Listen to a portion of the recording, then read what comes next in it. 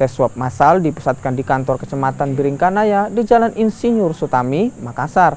Tim gugus tugas percepatan penanganan COVID-19 Sulawesi Selatan bahkan menyiapkan mobil PCR guna mendukung percepatan tes swab bagi warga di 4 kelurahan yang menjalani tes.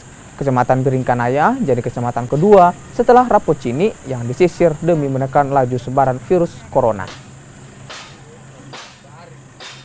Geli-geli gak enak. Oh, nggak enak ya Bis tadi. juga.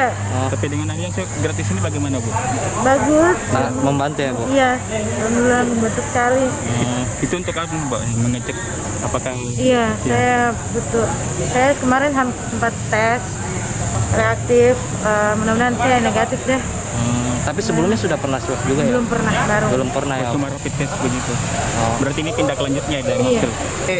Berkat kesadaran yang sangat tinggi oleh masyarakat, hanya dihimbau saja untuk datang secara keikhlasannya. Alhamdulillah banyak masyarakat kita yang hadir di sini untuk secara sukarela memeriksakan diri.